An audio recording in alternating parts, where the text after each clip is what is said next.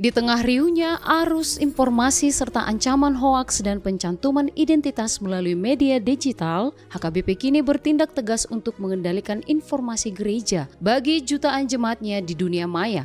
Sekretaris Jenderal HKBP Pendeta Rikson Hutahayan menegaskan bahwa kini jemaat dapat mengandalkan media sosial HKBP yang telah terverifikasi sebagai sumber informasi resmi. Ini adalah era baru bagi HKBP di mana validitas informasi menjadi prioritas utama pelayanan. Dampak pengendalian yang dilakukan itu, sejumlah grup Facebook yang mengatasnamakan HKBP kini telah ditutup. Langkah ini diambil demi memastikan setiap kabar baik sampai ke tangan jemaat tanpa distorsi. Gerakan pembenahan ini ditujukan untuk menjamin keamanan dan integritas ruang digital, di samping memastikan bahwa jemaat dapat berkontribusi secara positif bagi gereja melalui media digital yang terkendali.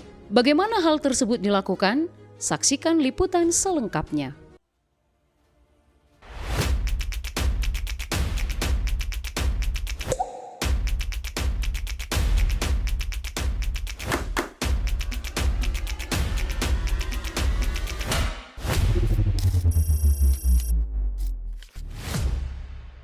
Sekretaris Jenderal HKBP Pendeta Rikson Hutahayan MTH menegaskan langkah strategis yang sedang dilakukan oleh kantor pusat HKBP untuk membenahi sejumlah aset digital gereja yang selama ini belum ditangani secara serius.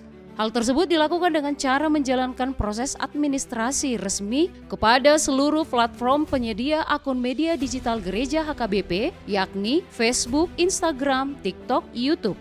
Atas upaya itu, seluruh media sosial HKBP kini telah berstatus terverifikasi. Pembenahan administrasi media digital ini menimbulkan konsekuensi serius bagi seluruh administrator media sosial gereja maupun institusi HKBP lainnya. Khusus di platform media sosial Facebook, kini sistem Facebook dapat secara otomatis maupun secara manual melakukan pencabutan izin atas halaman maupun grup Facebook yang berlabel HKBP tanpa seizin kantor pusat HKBP. Hal ini dapat dilakukan mengingat bahwa Facebook sendiri memberikan kewenangan bagi entitas resmi untuk menjaga identitas dirinya sendiri di platform Meta, khususnya Facebook. Hingga kini bekerja sama dengan platform Meta, lebih dari 80-an grup yang mengatasnamakan HKBP telah dihapus. Perlu digarisbawahi, penghapusan ini tidak hanya menyasar nama grup atau akun, tetapi juga konten postingan yang melanggar. Akan tetapi, Sekretaris Jenderal HKBP melalui edaran di Telegram menyebutkan bahwa seluruh grup atau halaman Facebook milik gereja tetap dapat bertahan bila mana telah terdaftar melalui website HKBP. Oleh sebab itu, diharapkan bahwa seluruh pimpinan jemaat dan admin grup untuk segera mendaftarkan seluruh kanal media sosialnya ke kantor pusat HKBP. Namun, bukan hanya sekedar bersih-bersih di dunia maya, sebelumnya di rapat preses HKBP 2 Februari lalu, Sekretaris Jenderal menyebutkan bahwa dalam upaya meningkatkan standar pelayanan digital, kanal website resmi HKBP kini telah mengimplementasikan protokol keamanan SSL atau TLS global. Pembaharuan ini menjamin bahwa setiap data dan interaksi jemaat di platform HKBP terlindungi oleh enkripsi standar internasional. Hal ini dilakukan mengingat keamanan data jemaat adalah prioritas HKBP. Sebagai bagian dari transformasi organisasi yang modern, Pendeta Rikson Hutahayan juga menyebutkan bahwa HKBP mendaftarkan diri dalam sistem identifikasi global melalui DUNS Number. Langkah ini diharapkan akan menjadi jembatan untuk menunjukkan kredibilitas HKBP di mata dunia internasional, sekaligus membuka akses yang lebih luas untuk kolaborasi lintas negara dan kerjasama dengan lembaga global.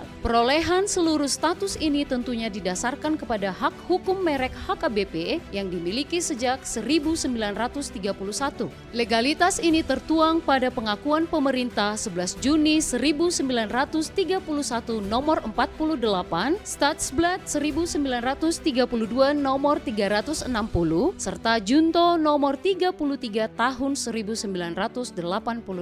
Pengakuan ini diperkuat kembali pada tahun 2016 oleh Kemenkumham dengan nomor IDM 00006378 50 sebagai perlindungan hak merek stempel dan logo. Salah satu grup yang terdampak adalah Ruasni HKBP Namarsi Haholongan. Menanggapi hal ini, Pendeta Henry Julianto Siregar selaku admin dan pendiri grup yang telah dihapus oleh Facebook tersebut melihat tindakan pembenahan ini dari sisi positif. Dalam status pribadinya, beliau justru mengajak seluruh jemaat untuk tetap hidup dalam kasih Tuhan. Dalam proses pembenahan ini, Facebook menerapkan kebijakan toleransi nol atau zero tolerance terhadap peniruan identitas dan pelanggaran hak kekayaan intelektual. Sistem pertahanan hibrida diterapkan. Pertama, deteksi otomatis menggunakan machine learning memindai jutaan data untuk memblokir akun bot. Kedua, mekanisme pelaporan manual oleh tim spesialis kebijakan untuk memverifikasi legalitas pada kasus yang lebih kompleks. Langkah tegas penghapusan akun palsu yang mengatasnamakan HKBP ini bertujuan memutus rantai kejahatan cyber seperti penipuan berkedok pelayanan atau scamming, pencurian data pribadi atau phishing, serta penyebaran disinformasi yang berpotensi memicu keresahan dan perpecahan di tengah umat. Di sisi lain, pembenahan ini mutlak diperlukan untuk menjaga integritas institusi dari kerusakan citra akibat konten provokatif yang tidak selaras dengan nilai keimanan HKBP. Langkah ini didukung penuh oleh hukum Indonesia. Pelaku pemalsuan profil dijerat pasal 35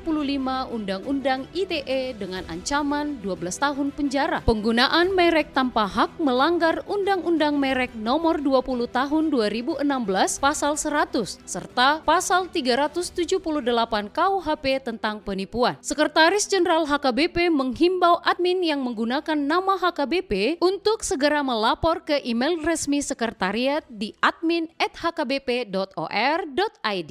Shalom pemirsa, senang sekali bisa kembali menyapa Anda. Saya Anita Sianturi. Dan saya Financie Sihombing. Selamat datang di Surat Parsauran Immanuel versi digital edisi ke-7. Pemirsa, setelah mengetahui langkah-langkah pembenahan tersebut, tentu pertanyaan selanjutnya adalah, kemana jemaat harus mencari informasi yang valid? Jawabannya sudah tersedia. Kantor Pusat HKBP telah memastikan seluruh saluran resminya terverifikasi, mulai dari Google, YouTube, WhatsApp, hingga akun-akun di bawah naungan Meta dan TikTok, semuanya kini menjadi sumber informasi terkini, faktual, dan terpercaya. Benar sekali. Namun, inovasi pelayanan digital HKBP tidak berhenti di media sosial saja. Melalui kanal media sosialnya, Sekretaris Jenderal HKBP mengungkap akan tersedianya aplikasi Super App HKBP yang salah satu isinya adalah media edukasi Alkitab untuk anak-anak berbahasa Batak yang berbasis dari buku Hasurungan Niroha. Ini merupakan terobosan yang segar untuk pendidikan iman. Oleh karena itu, untuk memastikan keaslian informasi dan mendukung upaya yang baik ini, kami mengundang jemaat untuk hanya mengikuti akun-akun resmi HKBP berikut ini. Untuk Facebook, pastikan Anda mengikuti facebook.com/hkbpofficial. Di Instagram, silakan ikuti instagram.com/hkbppusat. Dan bagi pengguna TikTok, akun resminya adalah tiktok.com/hkbppusat. Serta jangan lupa untuk platform Threads di threads.com/hkbppusat. Mari kita memanfaatkan ruang digital ini sebagai wadah untuk mempererat persekutuan dan mendapatkan informasi terkini dan faktual.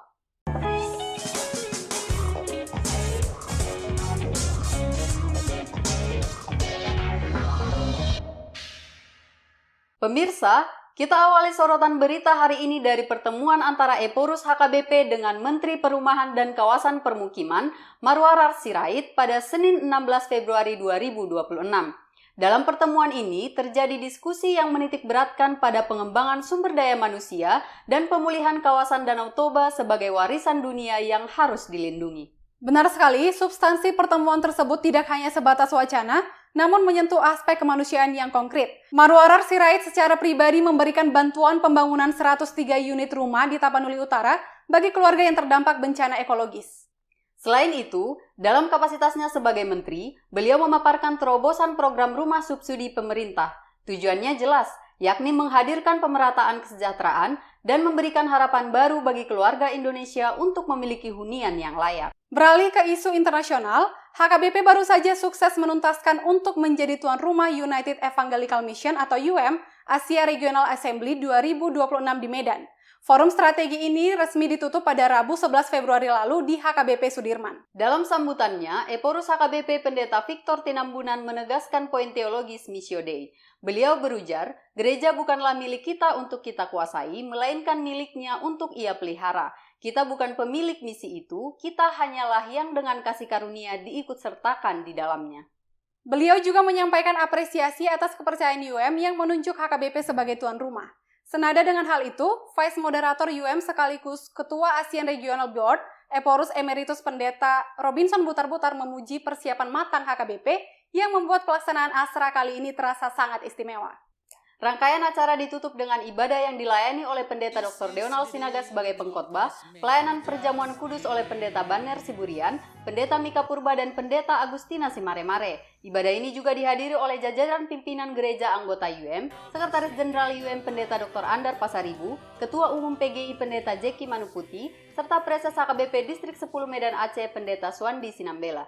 Pemirsa, Eporus HKBP bersama jajaran pimpinan yaitu Kepala Departemen Koinonia Pendeta Dr. Deonal Sinaga, Kepala Departemen Marturia Pendeta Bernard Manik, dan Kepala Departemen Diakonia Pendeta Eldarton Simbolon menghadiri gala premier film Antara Mama, Cinta, dan Surga, Bahasa Cinta No Mensen di Epicentrum XXI Senin 16 Februari 2026 lalu. Menonton film ini juga menjadi aksi pelayanan karena 10% dari hasil penjualan tiket didonasikan untuk gereja. Lebih jauh lagi, karya ini digarisbawahi bukan sekedar tontonan hiburan, melainkan sarana pembelajaran iman yang vital bagi keluarga dan generasi masa kini. Kepedulian terhadap pelatihan iman generasi Naposo juga ditampilkan dalam pelayanan selanjutnya. Pada Sabtu 14 Februari lalu, Kepala Departemen Koinonia Pendeta Dr. Deonal Sinaga menyambut kunjungan dari HKBP Perkembangan Resort Sidik Kalang 3 di kantor pusat Tarutung. Pertemuan ini dihadiri oleh 54 orang pemuda di bawah pimpinan langsung Pendeta Benaya Sinaga. Dalam kesempatan tersebut, Pendeta Deonal Sinaga menekankan dua aspek krusial bagi generasi muda, yakni penguatan landasan iman serta pembangunan karakter yang unggul. Motivasi ini melahirkan komitmen kolektif para peserta dengan transmisi semboyan optimisme, Yes I Can. Semangat pelatihan tersebut dibawa langsung oleh Pendeta Deonal Sinaga ke Jakarta pada Selasa 17 Februari 2026. Tempat di HKBP Resort Cipayung, Cilangkap, beliau disambut oleh Pendeta Resort Pendeta Rudianto Silalahi untuk membekali 26 guru sekolah minggu dengan materi 4 pilar pelayanan, yaitu mengajar dengan cinta, totalitas untuk Tuhan, memperkuat karakter Kristus, dan memperbarui komitmen panggilan. Pendeta Dr. Deonal Sinaga menekankan bahwa kasih adalah fondasi mendasar dalam pelayanan. Pesan kasih tentang ini mengingatkan kita bahwa pelayanan gereja itu utuh dan tak terputus. Tidak hanya berhenti di ruang pengajaran, semangat pelayanan yang sama juga harus bergerak keluar menembus tembok gereja. Ini juga yang ditekankan oleh Kepala Departemen Diakonia Pendeta Eldarton Simbolon saat memberikan pembekalan di HKBP Resort Agape Pangkalan Kerinci Riau pada Sabtu 7 Februari lalu. Beliau menyerukan visi Parhalado yang berdiakonia di depan para pelayan gereja. Pesan ini menjadi pengingat bahwa inti dari tugas seorang Parhalado adalah dedikasi dan kepedulian sosial yang tulus kepada sesama. Beliau menegaskan bahwa tugas pelayanan Tuhan tidak boleh bersifat statis di dalam gedung, melainkan harus dinamis, hadir secara nyata dan menyentuh langsung jemaat yang sakit maupun yang terpinggirkan.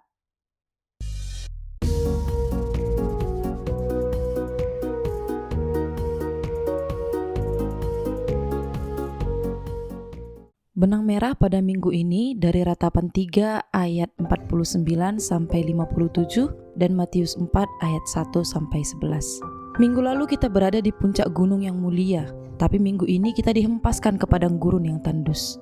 Pernahkah Anda merasa Tuhan itu jauh justru saat Anda berusaha taat, Anda berpuasa, Anda berdoa, tapi yang datang justru cobaan bertubi-tubi? Jangan takut, kesunyian padang gurun bukanlah tanda ketidakhadiran Tuhan. Justru di sanalah suaranya paling bergema jika kita mau mendengar. Kita menutup bulan ini dengan realita yang keras namun penuh harapan. Dalam Matius 4 ayat 1-11, Yesus setelah diakui sebagai anak Allah di pembaptisan dan dimuliakan, langsung dibawa roh ke padang gurun untuk dicobai. Iblis menyerang identitasnya, jika engkau anak Allah. Ketaatan Yesus diuji bukan di bait suci yang nyaman, tapi di gurun yang lapar. Namun, Yesus menang dengan memegang erat firman Tuhan. Di sisi lain, Ratapan 3 ayat 49 sampai 57 menyuarakan jeritan hati manusia dari dasar lubang. Engkau dekat tatkala aku memanggilmu, kata Yeremia. Ini adalah paradoks iman. Tuhan terasa paling dekat justru saat situasi terlihat paling gelap. Benang merahnya adalah ujian adalah validasi ketaatan. Iblis menawarkan jalan pintas, roti instan, lompat dari bubungan, kekuasaan dunia. Tetapi ketaatan sejati menolak jalan pintas itu dan tetap mengandalkan kuasa Allah.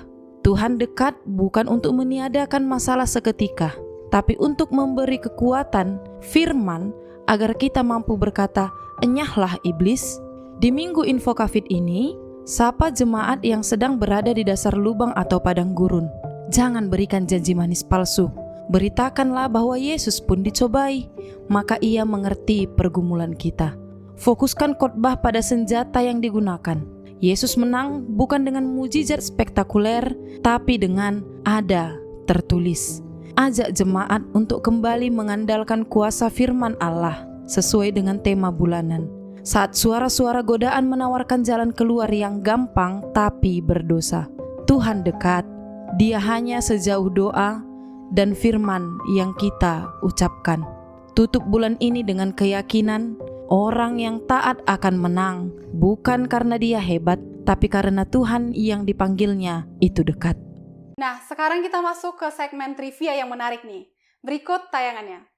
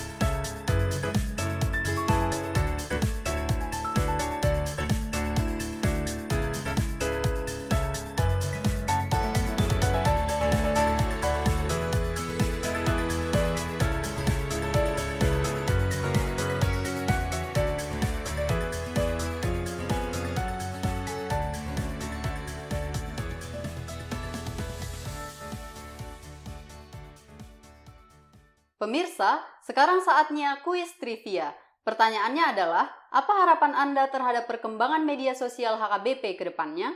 Jawaban terbaik akan kami umumkan di edisi berikutnya. Demikianlah perjumpaan kita hari ini. Semoga seluruh liputan dan informasi yang kami sampaikan dapat menambah wawasan serta menguatkan iman kita. Saya Finances Sihombing. Dan saya Anita Sianturi. Sampai jumpa di episode selanjutnya. Tuhan memberkati. Horas.